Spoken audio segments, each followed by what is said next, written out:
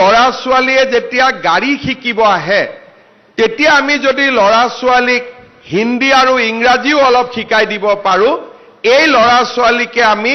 বিদেশতো ড্ৰাইভাৰৰ কামৰ কাৰণে পঠাব পাৰিম অসমত ড্ৰাইভাৰ কাম কৰিলে ৬,০০০ টকা দৰমহা পায় বিদেশত ড্ৰাইভাৰৰ কাম কৰিলে মাহত ১.৫ লাখ টকা দৰমহা পায় মই অলপতে জাপানত গৈছিলো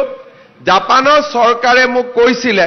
যে আপোনালোকে যদি অসমৰ ড্ৰাইভাৰসকলক জাপানীজ লেংগুৱেজ শিকাই দিয়ে তেতিয়াহ'লে আমি ৫০,০০০ অসমৰ ল'ৰা ছোৱালীক জাপানত ৫ বছৰৰ ভিতৰত লৈ আহিম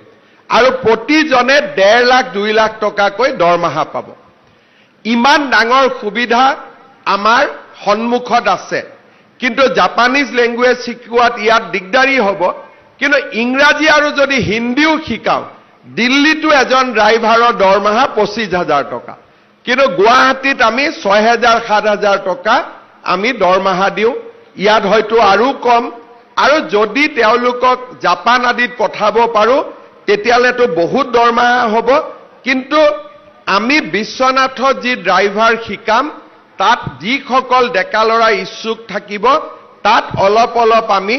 ইংৰাজী আৰু হিন্দীৰ জ্ঞানো আমি শিকাবৰ বাবে যত্ন কৰিম তাক কয় ড্ৰাইভিং ট্ৰেইনিং লগতে সফট স্কিল